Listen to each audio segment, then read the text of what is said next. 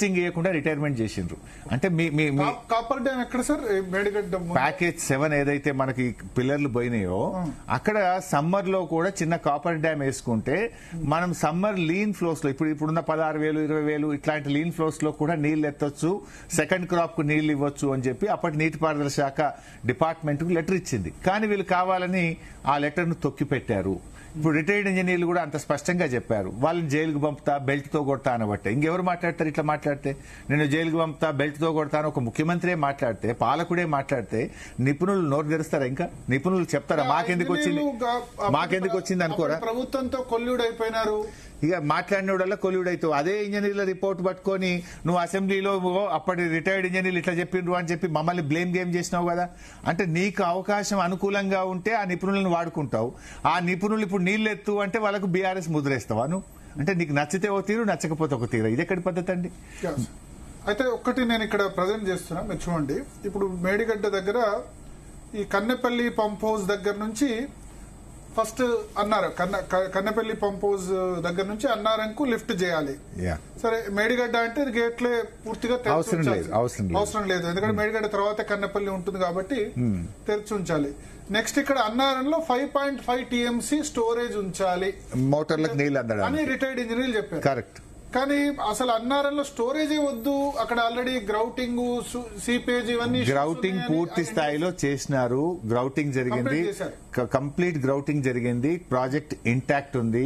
ఇప్పుడున్న ప్రత్యేక పరిస్థితుల్లో, ఎలినినో పరిస్థితుల్లో, కరువు పరిస్థితుల్లో మినిమం స్టోరేజ్ పెట్టి నీళ్లు ఎత్తొచ్చని డిపార్ట్మెంట్ చెప్తుంది, రిటైర్డ్ ఇంజనీర్లు చెప్తున్నారు, శాస్త్రి గారు చెప్తున్నారు, నిపుణులందరూ చెప్తున్నారు.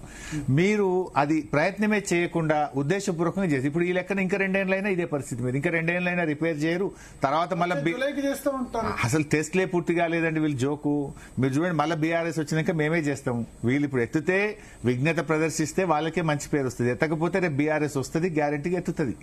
అదేమి ఆపేది కాదు. కాకపోతే ప్రజలు సఫర్ అవుతారు, రాష్ట్రం సఫర్ అవుతుంది అనేది మా బాధ. సో ఇప్పుడు అన్నారం దగ్గర 5.5 TMCలు పెట్టాలంటే గేట్లు ముయ్యాలి అన్నారు. మూసినా ఎటువంటి ఇబ్బంది రాదు. నెక్స్ట్ సార్ సుందిళ్ళ దగ్గర 8.83 కెపాసిటీ అయితే ఇక్కడ కూడా 3.3 TMC పెట్టాలి. సో ఈ సైమల్టేనియస్ గా పంప్స్ రన్ కావాలి. ఇప్పుడే నడిచినాయి అండి, గతంలో కూడా నడిచినాయి. ఇప్పుడు మీరు చెప్పిన పాయింటే, అక్కడ 5.5, ఇక్కడ 3.3, రెండు కలిపితే 8.8. 8.8 అంటే 90,000 TMC, 1,00,000 TMC, 29 లక్షల క్యూసెక్లు పోయినప్పుడే భద్రాచలంకి ఏం కావాలి, 1,00,000 క్యూసెక్లకి ఏమైందండి? ఈ 1,00,000 క్యూసెక్లు రివర్స్ పంపింగ్ చేస్తున్న సమయంలో ఈ బ్యారేజీలకు ఏమన్నా అయితే, ఈ బ్యారేజీలకైన ఖర్చు అన్నారం సుందిల బ్యారేజీలకు కానీ లేకపోతే పంప్ హౌస్ కానీ, లేకపోతే పంప్ హౌస్లకు అసలు ఇబ్బంది ఉండదు. పంప్ హౌస్లు పక్కన ఉంటే 29 లక్షల క్యూసెక్లు వచ్చినా పంప్ హౌస్లకు ఏం కాలేదు, ఏమీ కాదు. బ్యారేజ్ కూడా 99.999% ఏమీ జరగదు. కానీ నువ్వు ఆలోచించాల్సింది, ఎలినినో వచ్చి రేపు కరెంట్ ఉత్పత్తి ఆగిపోతే జరిగిపోయే నష్టం ఎంత, మంచినీళ్లు లేకపోతే హైదరాబాద్ లో జరిగే నష్టం ఎంత, పరిశ్రమలు మూతపడితే రాష్ట్ర ఆదాయానికి జరిగే దెబ్బ ఎంత, అది ఆలోచించాలన్నా వద్దా? ఆ క్యాలిక్యులేటెడ్ రిస్క్ తీసుకోనైనా సరే నీళ్లు ఎత్తాలి. ఇప్పుడు నీకు డబ్బు కావాలంటే దొరుకుతుందేమో, బంగారం కావాలంటే దొరుకుతుందేమో, నీళ్లు దొరకవు కదా. నీళ్లు ఎట్లా సృష్టిస్తావు నువ్వు? నీళ్ళు ఆకాశంలో తెస్తావా, గాలిలో తెస్తావా? నీళ్లున్నాయి మేడిగడ్డ దగ్గర. మొత్తం ఖర్చు ఎంత సార్? ఆల్ టుగెదర్ 12-13 వేల కోట్లే ఖర్చు అయింది. 3 బ్యారేజీ, సుందిళ్ళ, మేడిగడ్డ బ్యారేజీలు, పంప్ హౌస్లు, సబ్ స్టేషన్ అంతా కలిపితే 12-15 వేల లోపే ఉంటుంది. 12,000 కోట్లు. సో 3 పంప్ హౌస్లకు ఇబ్బందే లేదు, 3 సబ్ స్టేషన్లకు ఇబ్బందే లేదు. ఈ ఉన్నాయల్లో 3 బ్యారేజీలే కదా. ఆ 3 బ్యారేజీల్లో కూడా ఇప్పుడు ఇన్ఫాక్ట్ 29 లక్షల క్యూసెక్ల ఫ్లడ్ వచ్చినప్పుడు కూడా ఈ బ్యారేజీలు ఇంటాక్టే ఉన్నాయి కదా. మీరు ఇవాళ కేవలం ఒక నెపంతో ఏదో ఒక కారణం చెప్పి నీళ్ళు ఎత్తద్దు అనే ఒక కుట్ల యత్నం జరుగుతుంది. ఇంకోటి, బిఫోర్ దాట్ నేను ఇంకో విషయం చెప్పాలి. ఈ ప్రభుత్వం ఎట్లా ఫెయిల్ అయింది అనడానికి ఒకసారి లెటర్స్ గో టు దేవాదుల. అంటే ఈ ప్రభుత్వం యొక్క బ్యాడ్ మెయింటెనెన్స్. ఇప్పుడు సమ్మక్క బ్యారేజ్ తీసుకో బాబు, letters open the Sammakka barrage. Sammakka barrage అనేది దేవాదుల ప్రాజెక్ట్ దగ్గర ఆనాడు కేసీఆర్ గారి ప్రభుత్వం నిర్మించింది. అప్పటి కాంగ్రెస్ దేవాదుల బ్యారేజ్ ను దగ్గర బ్యారేజ్ పెట్టలే. వాళ్ళు 160 days నడుస్తుంది అంటే నీళ్లు లేక 100 days కూడా నడవలే. మేము ఇప్పుడు బ్యారేజ్ కట్టినాక 300 రోజులు ఈ బ్యారేజ్ కెపాసిటీ 6 TMCలు. అయితే ఇప్పుడు చూడండి ఈ రోజు ఎంత ఫ్లో ఉంది, 22,100 క్యూసెక్స్, 2 TMC పర్ డే పోతుంది. దేవాదుల దగ్గర 10 మోటార్లు ఉన్నాయండి మనకు. ఇప్పుడు ఆడ ఎన్డీఎస్ఏ లేదు, బ్యారేజ్ కూడా బీఆర్ఎస్ఏ కట్టింది కదా, సమ్మక్క బ్యారేజ్. అక్కడ ఏ ప్రాబ్లం లేదు, there is no seepage, nothing. మీరు అట్లంటే అదే టెక్నాలజీ, అదే నది మీద సమ్మక్క బ్యారేజ్ కట్టినాం, మరి అదెందుకు అది కూడా గేట్లు ఓపెన్ పెట్టాలి? మరి సేమ్ టెక్నాలజీతోనే అన్నారం కట్టినాం, సుందిల్ల కట్టినాం, మేడిగడ్డ కట్టినాం, సమ్మక్క బ్యారేజ్ కట్టినాం. మరి సమ్మక్క బ్యారేజ్ గేట్లు క్లోజ్ చేసి ఇలా వాడుకుంటున్నావు కదా, సమ్మక్క బ్యారేజ్ లో ఏ ఇబ్బంది లేదు కదా, సేమ్ టెక్నాలజీ, గదే ఇంజనీర్లు, గదే టెక్నాలజీతోనే అదే గోదావరి నది మీద కట్టింది కదా, మరి ఈరోజు సమ్మక్క వాడుకుంటున్నావు కదా, సమ్మక్క దగ్గర ఇబ్బంది లేదు కదా. Point number 1. Point number 2, Sammakka దగ్గర ఇప్పుడు ఈ నిమిషానికి 22,100 క్యూసెక్కులు పోతున్నాయి. దేవాదుల ప్రాజెక్ట్ లో 10 మోటార్లు ఉంటాయి, ఈ రోజు నడుస్తున్నాయి 5 మోటార్లు నడుస్తున్నాయి. దేవాదుల ప్రాజెక్ట్ దగ్గర మనకి ఎత్తగలిగేది 2,200 క్యూసెక్కులే, దాని కెపాసిటీ తక్కువ. 1 Kaleshwaram motor is equal to whole Devadula 2,200 క్యూసెక్కులే ఎత్తచ్చు. 5 రోజులు కలిపితే ఒక టీఎంసీ వాటర్ 5 రోజులకు ఒక టీఎంసీ ఎత్తచ్చు. ఈ రోజు ఎంత ఎత్తుతున్నారు దేవాదుల్లో అంటే 1183 క్యూసెక్లు ఎత్తుతున్నారు. ఈడ ఎన్డీఎస్ఏ లేదు, మరి ఈడెందుకు ఎత్తలేరు? What is the problem? ఇంత కరువు పరిస్థితి, నిర్లక్ష్యం. కరెంట్ కావాలి, పట్టింపు లేదు. దేవాదుల కింద 16 రిజర్వాయర్లు ఉన్నాయి. మీరే ఇప్పుడు వరంగల్ జిల్లాలో -43 ఏమో చదివారు మీరు, -50 వరంగల్ -51, హనుమకొండ -58. సో అత్యల్ప వర్షపాతం అక్కడ ఉంది. ఆ వరంగల్ జిల్లాకే దేవాదుల ద్వారా నీళ్లు వస్తాయి. అక్కడ మీకు చూస్తే 22,000 క్యూసెక్కుల వరద ఉన్నది. నువ్వు ఎత్తేది ఎంత? నీకు ఉన్న కెపాసిటీ 2,300 క్యూసెక్కులు, నువ్వు ఎత్తుతున్నది ఎంత? 1,100 మాత్రమే ఎత్తుతున్నావు.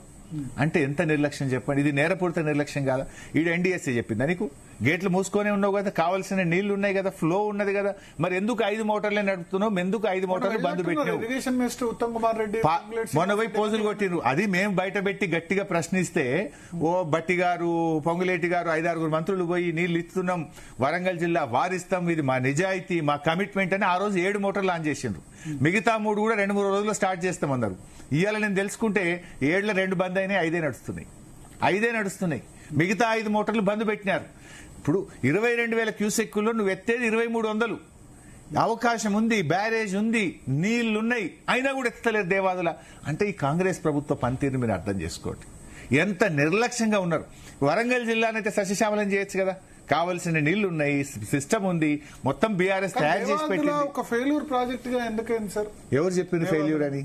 అంటే ఇప్పటికి కూడా మనం అన్నట్టు 5 రోజులకు ఒక టీఎంసీ మాత్రమే లిఫ్ట్ చేసే కెపాసిటీ. ఆ రోజు డిజైన్ అప్పటి కాంగ్రెస్ ప్రభుత్వం చేసి సగం విడిచిపెట్టిపోయిండ్రు. ఇన్ఫాక్ట్ దేవాదులలో 3rd టీఎంసీలో ఒక టనల్ కూలిపోయి 3 చనిపోతే ఆ రామప్ప దగ్గర టనల్ ను పక్కకు పెట్టి 2011వ సంవత్సరంలో టనల్ కూలింది. 2014 దాకా కాంగ్రెస్ 3 ఏళ్లు పట్టించుకున్నోడే లేడు.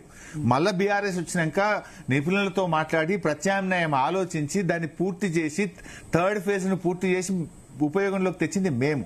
దేవాదుల కింద 3,50,000 ఎకరాలకు బీఆర్ఎస్ హయాంలో సాగునీరు అందించాం. ఇంకో 1,02 లక్షల ఎకరాలకు 2,000 ఎకరాల భూసేకరణ చేస్తే అయిపోతుంది.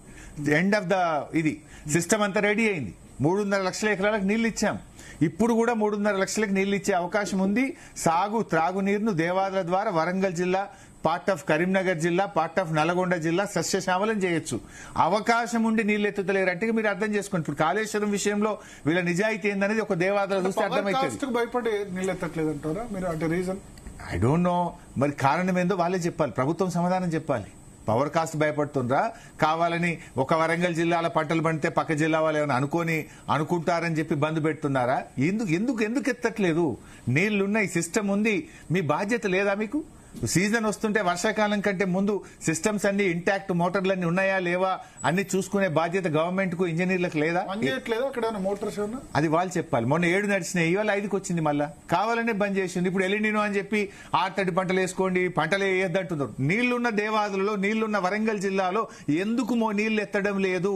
16 రిజర్వాయర్లు, దాదాపు 16 టీఎంసీల నీళ్లు నింపుకునే అవకాశం ఉంది. నిజంగా దేవాదుల చుట్టుపక్కల ఉన్నాయన్నీ కూడా తపాస్పల్లి అన్ని కలిపి 16 టీఎంసీల కెపాసిటీ. నేను క్యాలిక్యులేట్ కూడా చేసిన. 1 జూన్ 2026 నుంచి ఇవాళ 20వ తారీఖు కదండి, 50 రోజులు. ఈ 50 రోజుల్లో మీకు ఉన్న అవకాశం 2,300 క్యూసెక్కులు ఒక రోజు చొప్పున ఎత్తితే 11.23 టీఎంసీల నీళ్లు ఎత్తే అవకాశం ఉంది. కానీ మీరు ఎత్తింది ఎంత ఇప్పటికంటే 1.93 టీఎంసీ ఎత్తింది. అంటే దాదాపు 9 టీఎంసీలు కిందికి వదిలింది, అవకాశం ఉండి నీళ్లు ఎత్తలేదు. అంటే 17% చేసింది. 100% లో you have drawn only 17%. Rest of the మీరు 83% నీళ్లు కిందికి వెళ్ళిపోయినాయి. అవకాశం ఉండి కూడా దేవాదులలో 17% ఎత్తినారు, 83% నీళ్లు కిందికి వదిలినారు. నిజంగా 11 టీఎంసీల నీళ్లు ఇవాళ రిజర్వాయర్లు నిండి ఉంటే వరంగల్ జిల్లా సస్యశ్యామలం కదా. కాలంతో నిమిత్తం లేకుండా వరంగల్ జిల్లాలో పంటలు పండుతుండే తాగునీరుకి ఇబ్బంది లేని పరిస్థితుల్లో వరంగల్ ఉండాలి కదా. 11.2 ఎత్తాల్సిన చోట ఓన్లీ 1.9 ఎందుకు ఎత్తారు అన్నదే మా ప్రశ్న.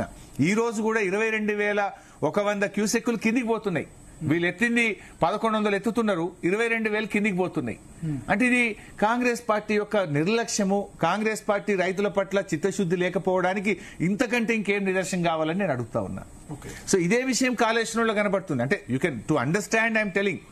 అయితే కాళేశ్వరంలో మోటార్లు పంపులు ఇప్పుడు ఆన్ చేయక దాదాపు 3 years అవుతుంది. ఇప్పుడు ఆన్ చేస్తే పని చేస్తే అబ్సల్యూట్లీ నో ప్రాబ్లం. నాకు తెలిసినంత వరకు 3-4 రోజులు టైం ఇస్తే డిపార్ట్మెంట్ రెడీ చేసుకుంటుంది. 3 days లో మోటార్లు ఆన్ చేసే సిస్టమ్ పర్ఫెక్ట్ గా కాళేశ్వరంలో బిల్డ్ చేసి ఉన్నది.